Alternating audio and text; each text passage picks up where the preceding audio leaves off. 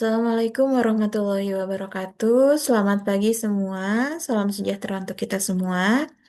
Hari ini di pertemuan 3 kita akan membahas bab 3 mengenai analisis laporan keuangan.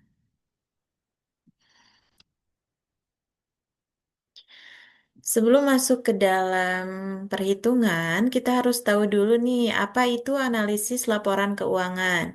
Analisis laporan keuangan didefinisikan sebagai kondisi keuangan suatu perusahaan. Analisis laporan keuangan menunjukkan kekuatan dan kelemahan keuangan perusahaan. Analisis laporan keuangan memberikan gambaran mengenai kinerja perusahaan, hasil atau prestasi yang dicapai perusahaan dalam kurun waktu tertentu. Kemudian di sini ada pihak berkepentingan atas laporan keuangan. Yang pertama itu ada pihak internal, di mana pihak internal itu terdiri dari manajemen, pemilik, dan karyawan. Selanjutnya ada pihak eksternal. Untuk pihak eksternal itu ada kreditor, investor, dan pemerintah. Nah, di sini ada dua cara dalam menggunakan analisis rasio keuangan. Yang pertama itu membandingkan rasio-rasio keuangan perusahaan yang sama atau satu perusahaan dari tahun ke tahun dengan menggunakan data time series. Misalkan kita menganalisis perusahaan A, berarti untuk rasionya kita hanya melihat dari laporan keuangan di perusahaan A saja. Yang kedua, itu ada membandingkan rasio keuangan perusahaan dengan rasio keuangan industri atau gabungan rasio keuangan perusahaan sejenis pada tahun yang sama. Misalkan membandingkan perusahaan A dan perusahaan B yang bidangnya itu sama. Selanjutnya, di sini ada pengelompokan rasio keuangan.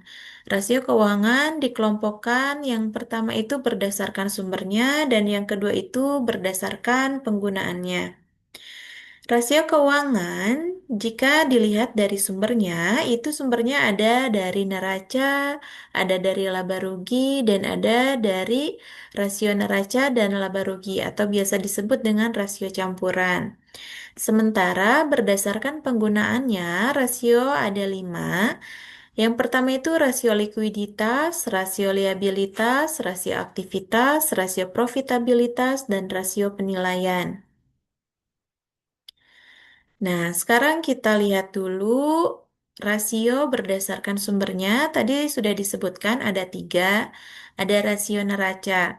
Di sini rasio neraca didefinisikan sebagai rasio yang membandingkan unsur neraca dengan unsur neraca.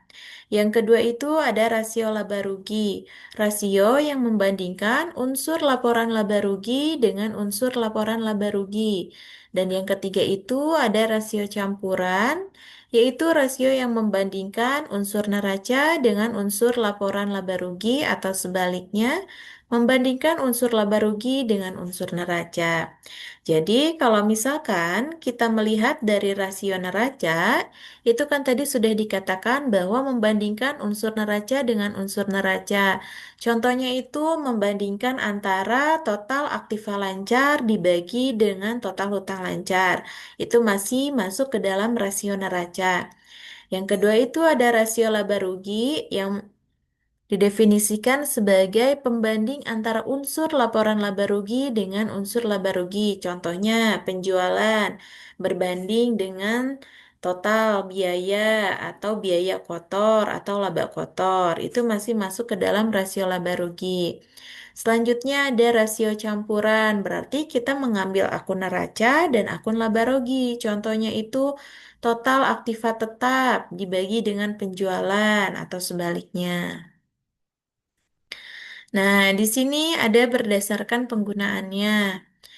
Tadi kan untuk penggunaannya itu kita memiliki 5 rasio, ada rasio likuiditas. Di sini itu didefinisikan sebagai rasio yang menunjukkan kemampuan perusahaan membayar hutang jangka pendeknya. Yang kedua itu rasio liabilitas, rasio yang digunakan untuk mengukur berapa banyak perusahaan menggunakan dana yang berasal dari hutang pinjaman. Yang ketiga itu ada rasio aktivitas, rasio yang digunakan untuk mengukur efisiensi perusahaan dalam menggunakan aset-asetnya. Dan yang keempat itu ada rasio profitabilitas, yaitu rasio yang digunakan untuk mengukur kemampuan perusahaan dalam mendapatkan keuntungan dari penggunaan dananya. Dan yang terakhir itu ada rasio penilaian. Rasio yang digunakan untuk menilai kemampuan manajemen menciptakan nilai pasar agar melebihi biaya modal yang dikeluarkan. Untuk perhitungan rasionya, di sini kita mulai dulu dari rasio likuiditas. Untuk mencari rasio likuiditas, ini diproyeksikan beberapa rasio, ada rasio aset lancar, ada rasio cepat, dan ada rasio tunai. Untuk rasio aset lancar, itu bisa dihitung dengan cara aset lancar dibagi dengan hutang lancar. Sementara untuk rasio cepat, itu bisa dihitung dengan aset lancar dibagi persediaan dibagi hutang lancar. Selanjutnya, untuk rasio tunai atau cash ratio itu bisa dicari dengan kas ditambah surat berharga dibagi utang lancar. Untuk rasio likuiditas, jika dilihat dari akun-akunnya, itu ada semua di bagian neraca. Selanjutnya ada rasio liabilitas. Nah, untuk rasio liabilitas, di sini kita punya 4 rasio. Yang pertama ada rasio total liabilitas. Nah, cara carinya itu total utang dibagi dengan total aset. Selanjutnya ada rasio perbandingan liabilitas dengan modal. Itu bisa dicari dengan total utang dibagi modal. Yang selanjutnya itu ada rasio berapa kali bunga yang dihasilkan. Itu bisa dicari dengan EBIT dibagi biaya bunga. Yang selanjutnya itu ada rasio kemampuan membayar kewajiban tetap. Rumusnya itu bisa dicari dengan EBIT ditambah bunga, ditambah angsuran, ditambah sewa, dibagi bunga, ditambah angsuran, ditambah sewa. Nah, kalau rasio liabilitas ini tuh rasio campuran karena mencampur antara laporan laba rugi dengan laporan neracanya. Jadi datanya kalian bisa lihat dari sana. Selanjutnya ini untuk rasio aktivitas. Nah, untuk rasio aktivitas di sini tuh ada rasio perputaran persediaan.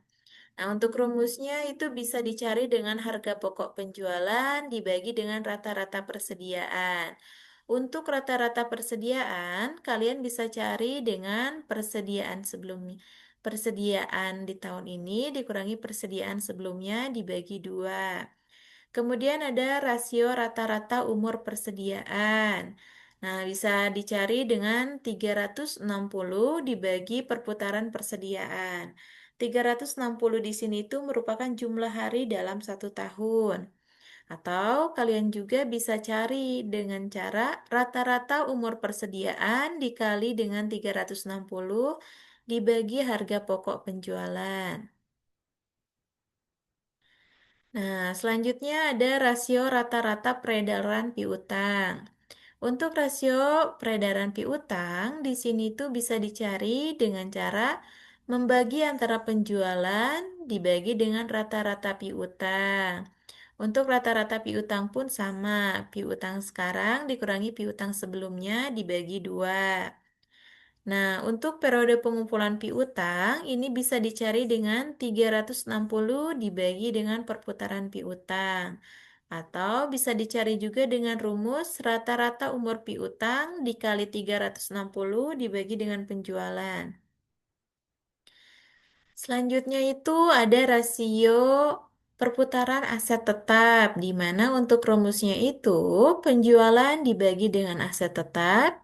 Selanjutnya ada rasio perputaran total aset, rumusnya itu penjualan dibagi dengan total aset.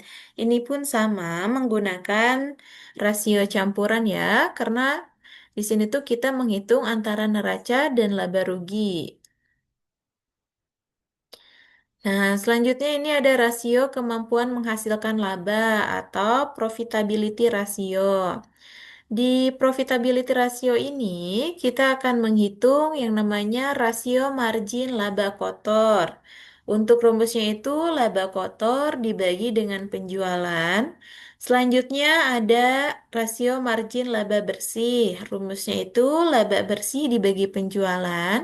Selanjutnya ada rasio laba bersih terhadap total aset. Rumusnya itu earning after tax atau IAT dibagi dengan total aset. Selanjutnya ada rasio laba terhadap investasi. Ada rumusnya IAT dibagi dengan investasi. Selanjutnya itu ada rasio laba terhadap ekuitas. Rumusnya juga IAT dibagi ekuitas. Dan yang terakhir itu ada rasio laba per lembar saham. Nah, IAT dibagi dengan jumlah lembar saham. Untuk rasio yang terakhir, ini ada di rasio penilaian, di mana kita menghitung dua rumus. Yang pertama menghitung price earning ratio dengan rumus harga pasar saham dibagi dengan laba per lembar saham. Yang kedua, kita menghitung MVB, di mana rumusnya itu harga pasar saham dibagi dengan nilai buku saham. Untuk contoh soalnya, di sini disajikan contoh soal berupa neraca dari PT Keluarga Sejahtera tahun 2022 dan laporan laba rugi di tahun 2022. Nah, contoh pengerjaannya, saya kasih satu contoh. Yang pertama itu ada rasio likuiditas di bagian current asset rasio. Jika ditanyakan berapa rasio likuiditas di sebelah current asset rasionya, maka jawabannya itu adalah 3,97%. Itu didapat dari aset lancar dibagi dengan hutang lancar. Nah, selanjutnya diinterpretasikan menjadi perusahaan memiliki 3,97 aset lancar untuk setiap Rp1 kewajiban lancar. Itu untuk contoh soalnya. Sekian materi pada hari ini. Silakan dikerjakan. Kalian coba untuk menghitung kelima rasionya. Setelah itu dikumpulkan. Terima kasih. Wassalamualaikum warahmatullahi wabarakatuh.